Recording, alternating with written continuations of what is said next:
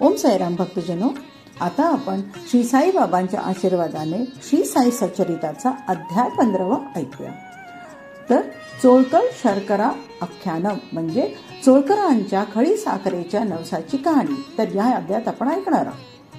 श्री गणेशाला नमस्कार असो, श्री सरस्वती देवीला नमस्कार असो, श्री गुरु महाराजांना नमस्कार असो, श्री कुलदेवतेला नमस्कार असो, श्री सीता व श्री रामचंद्र यांना नमस्कार असो, श्री सद्गुरु साईनाथांना नमस्कार असो. ज्यांची अनंत पुण्य फळाला आली असतील त्यांनाच साईंच्या दर्शनाचा लाभ मिळतो. मग त्यांना तिन्ही प्रकारची दुःखे त्रास देत नाहीत आणि परमार्थ प्राप्त करण्याचे साधन हाती येते. श्रोतेजन हो, कृपा करा आणि एक क्षण गुरूंचे ध्यान करून कथेकडे आदरपूर्वक मन लावून माझ्याकडे लक्ष द्या. तुम्ही येथे कथा सांगत आहात हे आम्हाला ठाऊक आहे. उगाच त्रास का घेता असे म्हणू नका आणि मला क्षमा करा.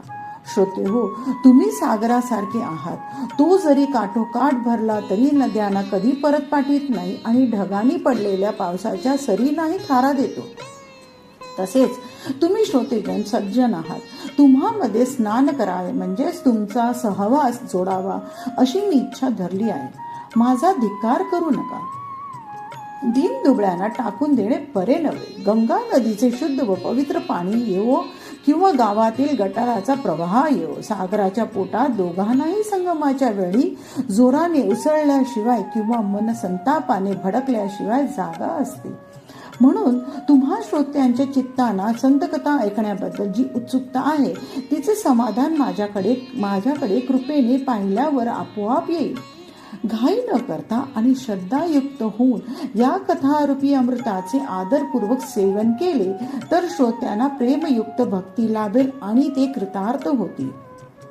भक्तांना अतिशय श्रेष्ठ वस्तूची म्हणजे परमेश्वराची सहज प्राप्ती होईल. श्रोत्यांना भक्ती व मुक्ती दोन्ही लाभतील. भोळ्या भावड्यांना सुखशांती मिळेल आणि सगळ्यांना आपल्या आश्रयाचे स्थान सापडेल.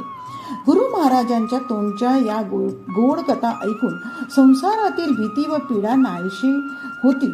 श्रोत्यांच्या मनाला आनंद वाटेल आणि आपल्या आत्म्याशी एकरूपता प्रकट होईल. तर या अध्यायात एका प्रेमळ भक्ताने साईबाबांना का प्रार्थना केली आणि दर्शन देऊन बाबा त्यांच्यावर कसे प्रसन्न झाले ते ऐका. नुकतीच पाजून बाहेर गेलेली मांजर पुन्हा परत आली तरी तिची पिल्ले पुन्हा पुन्हा प्रेमभराने प्यायला धावतात. मग ती मांजर कंटाळून गुरगुरली की थोडा वेळ ती पिल्ले दबून गप्प बसतात. परंतु आई निवांत बसली की तिच्या भोवती गिरक्या घालून तिचे आंचळे म्हणजे स्तने चोखायला सुरुवात करतात. अशा प्रकारे प्रेमभराने ती पिल्ले आंचळे चोखू लागली आणि गटागट दूध पिऊ लागली. म्हणजे आईचा पान्हा पाझरू लागतो आणि ती पूर्वीचे गुरगुरणे विसरून जमिनीवर प्रेमाने पसरते.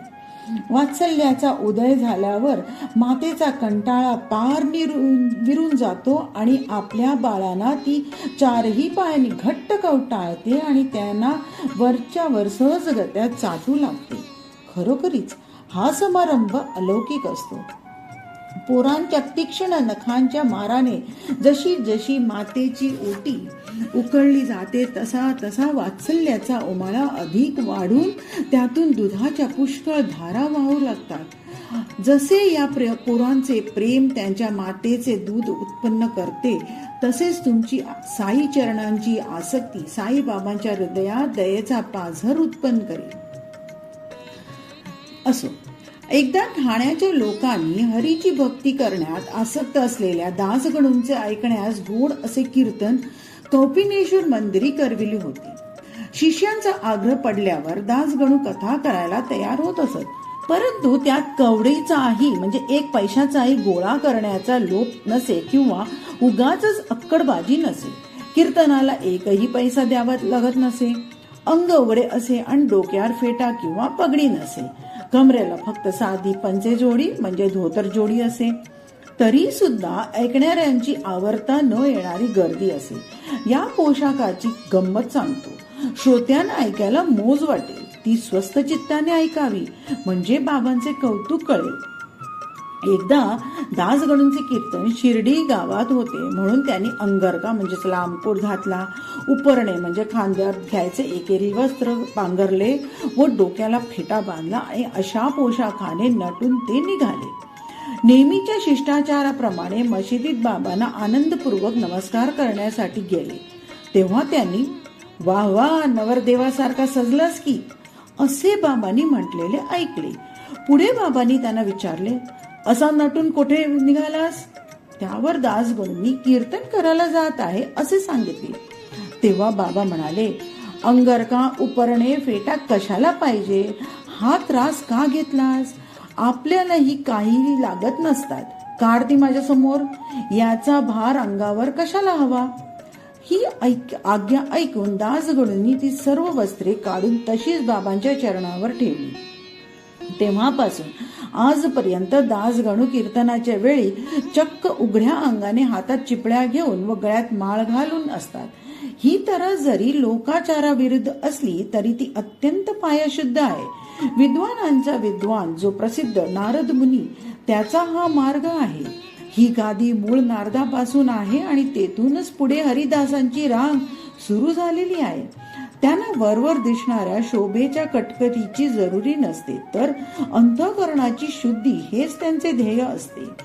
शरीराचा खालचा भागच वस्त्राने झाकलेला, चिपळ्या व वीणा वाजवीत तोंडाने हरीचे नाम मोठ्या म्हणणारे नारदाचे रूप सर्वांच्या माहितीचे आहे. साईबाबांच्या कृपेने दासगणू संतांची आख्याने स्वतः तयार करीत आणि विनामूल्य त्यांची कीर्तने करीत असत. म्हणून ते प्रसिद्धी पावले. लोकांच्या साई भक्तीच्या उत्साहाला दासगणूंनी खरोखर आणखी चालना दिली आणि साई प्रेमाचा व आत्मानंदाचा जणू काय सागरच सर्व ठिकाणी पसरून दिला. भक्तांचे मुकुटमणी नानासाहेब चांदोरकर यांचे साई भक्तांवर अत्यंत उपकार आहेत. साई चरणी लोकांची भक्ती वाढण्यास तेच खरे मूळ कारण आहेत. दासगणूंचे मुंबईला येणे एका चांदोरकरांमुळेच होते. त्यामुळे मुंबईत जागोजागी दासगणूंची कीर्तने व साईबाबांची भजने चालली. पुणे, नगर, सोलापूर प्रांतात साई महाराजांची ख्याती आधीच होती, परंतु या कोकणातील लोकांना बाबांची भक्ती लावली या दोघांनीच.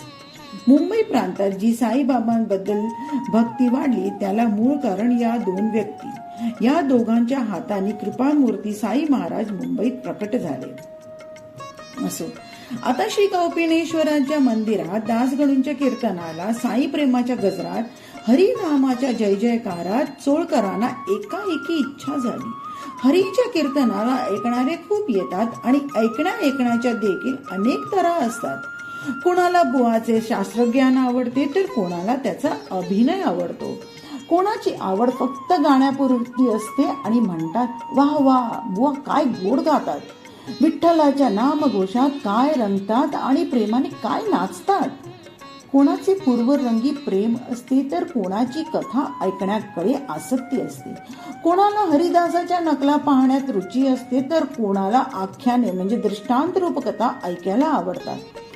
बुवा अशिक्षित असो की विद्वान असो, की शब्दांच्या पदापदाचे पुष्कळ वेगवेगळे अर्थ जाणणारा असो, की उत्तर रंगातील आख्याने सांगण्यात प्रवीण असो, ऐकणाऱ्याची तऱ्हा अशीच असते. असे श्रोते पुष्कळ असतात, परंतु कीर्तन ऐकून ज्यांच्या मनात श्रद्धा व भक्ती उत्पन्न होते आणि ईश्वराच्या व संतांच्या चरणी प्रीती जडते असे श्रोते क्वचितच सापडतात. भराभर ऐकले तरी पण अज्ञानाचे थरावर थर राहिले तर तो काय ऐकण्याचा अनुभव म्हणावा. ज्यामुळे घाण धुतली जात नाही त्याला साबण कसे म्हणावे आणि ज्यामुळे अज्ञानाचा नाश होत नाही त्याला ऐकणे कसे म्हणावे. आधीच चोळकर श्रद्धाळू. दासगणूंचे कीर्तन ऐकून त्याला साईबाबांच्या प्रेमाचा उमाळा आला. तो मनात म्हणाला, "हे कृपाळू साईनाथा, या दिनांचा सांभाळ करा." चोळकर बिचारा गरीब उमेदवार म्हणजे परीक्षा देण्यासाठी आलेला होता. कुटुंबाचा भार पोसण्यासाठी असमर्थ होता. सरकारच्या पदरी उदरनिर्वाहाचे साधन मिळावे म्हणून त्याने बाबांवर भार टाकला. कामुक लोक नवस करतात की जर मनासारखे झाले तर भरपूर जेवण देऊन ब्राह्मणांना तृप्त करू. श्रीमंतांचे नवस बोलणे असते की मनोकामना पूर्ण झाली तर 1000 लोकांना जेवण देऊ किंवा 100 गायींचे दान करू. चोळकर आधीच द्रव्यहीन, पण नवस करायचे मन झाले. श्री साईंचे चरण आठवून केविलवणाने तोंड करून तो म्हणाला, बाबा, गरिबीचा माझा संसार, खूप मेहनत करून परीक्षेची तयारी केली आहे आणि नोकरीवरच माझी सारी भिस्त आहे. कायमचा पगार होण्यासाठी परीक्षा पास करावी लागते, नाही तर गाठीची भाकरी व उमेदवारी देखील जाईल. आपल्या कृपेने पास झालो तर आपल्या पायी हजर होईन आणि आपल्या नावाने खडी साखर वाटीन. हाच माझा पक्का निश्चय आहे. याप्रमाणे चोळकरांनी नवस केला आणि मनासारखे झाल्यामुळे आनंद झाला. परंतु नवस फेडायला उशीर झाला म्हणून त्याने साखर खाणे सोडले. शिर्डीला जाण्याला वाटेत काही पैसा पाहिजे, रिकाम्या हाताने जाता येत नाही म्हणून आजचे उद्यावर ढकलले जाऊन चोळकरांना तसेच दिवस घालवावे लागले. सह्याद्रीचा अत्यंत मोठा कडा असलेला नाणेघाट ओलांडता येईल, परंतु संसारी माणसाला हा उंबरे घाट म्हणजे घराचा उंबरठा ओलांडायला फार कठीण असते.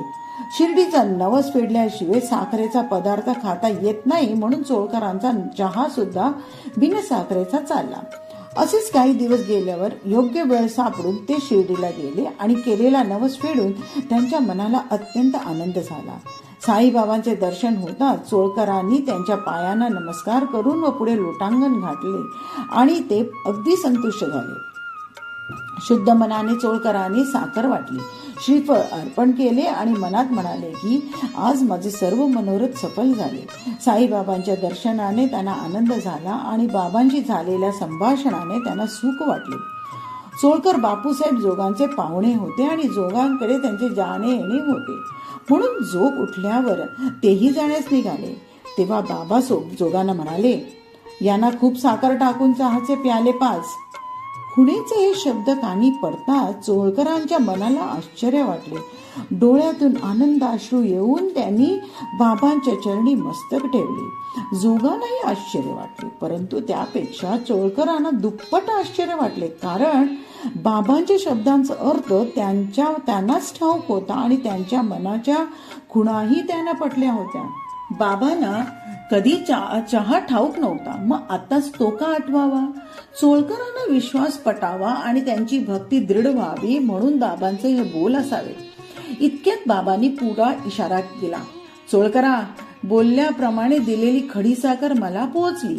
तुझा साखर सोडण्याचा नियमही पुरा झाला. नवस करण्यावेळची तुझ्या मनातली गोष्ट तसेच नवस फेडण्याला दिरंगाई झाल्यामुळे साखर खाणे वर्ज्य करून तू घेतलेले प्रायश्चित्त जरी तू गुप्त ठेवलेस तरी ते सगळे मला कळले बरे का? तुम्ही कोणी कोठेही असा माझ्या पुढे भक्तिभावाने ओंजळ धरून विनंती केली तर मी तुमच्या मागे भावाच्या ओढीने रात्रंदिवस उभा राहील. माझा देह जरी इकडे व तुम्ही 7 समुद्रापलीकडे असला आणि तिकडे तुम्ही काही केले तरी त्याची जाणीव मला लगेच होते. दुनियेवर तुम्ही कोठेही जा, मी तर तुमच्या बरोबर तात्काळ असतो. तुमच्या हृदयातच माझे घर असते. मी तुमच्या अंतर्यामी आहे. तुमच्या हृदयात बसलेला असा जो मी त्याला तुम्ही नेहमी नमस्कार करा. सर्व भूतमात्रांच्याही हृदयात तो मी राहत असतो. म्हणून तुम्हाला जो घरी दारी अथवा वाटेत भेटेल त्याच्या ठिकाणी मीच वागत असतो आणि त्यामध्ये मीच वास करून असतो. लहान किडा, मुंगी, पाण्यात राहणारे व जमिनीवर हिंडणारे प्राणी मात्र, कुत्रे किंवा डुक्कर या अवघ्या ठिकाणी मीच सदा सर्वदा खरोखर भरलेलो आहे. माझ्याशी वेगळेपणा मानू नका. तुम्हा व आम्हामध्ये मुळीच अंतर नाही. असे जो मला जाणेल त्याचे भाग्य थोर आहे. ही गोष्ट दिसायला क्षुल्लक असली तरी गुणाने फार उत्तम आहे. त्या चोळकरांवर बाबांचे किती प्रेम होते. त्याला त्यांनी भक्तीचा ठेवा मिळवून दिला. त्याच्या मनात जे जे होते ते बाबांनी अशा प्रकारे अनुभव देऊन दाखवून दिले. केवढे चातुर्य संतांचे! बाबांचे शब्द फार मोलाचे असतात. भक्तांच्या हृदयात ते फार खोल शिरतात. भक्तीच्या मळाला ओलावा म्हणतात आणि भक्तीला डोल म्हणजे गलबताची डोलकाठी दाखवितात. चातक पक्ष्याची तहान भागविण्यासाठी मेघ दयाळूपणे पावसाच्या धारांच्या वर्षाव करतात, परंतु परिणामी सबंध पृथ्वीला थंड करतात. तीच तऱ्हा येथे झाली. चोळकर बिचारा कोठला कोण. दासगणूंचे कीर्तनाचे निमित्त झाले, त्याला नवस करायचे मन झाले आणि बाबाही प्रसन्न झाले. त्यामुळेच हा चमत्कार घडला आणि संतांचे अंतरंग कळले. बाबा उपदेशाच्या अशा संधी आणीत असत. चोळकरांचे केवळ निमित्त होते. सगळ्या भक्तांचे हित साधायची बाबांची चतुराई नेहमीच न समजण्यासारखी असायची. आपण तिच्याकडे आश्चर्याने पाहतच राहावे. ओम साईराम. अध्याय 15चा भाग पहिला आपण येथेच थांबूया. बाकीचे दुसऱ्या भागात. ओम साईराम. भक्तजनो, या चॅनलला लाईक, सबस्क्राईब आणि कमेंटमध्ये ओम साईराम लिहायला विसरू नका. ओम साईराम.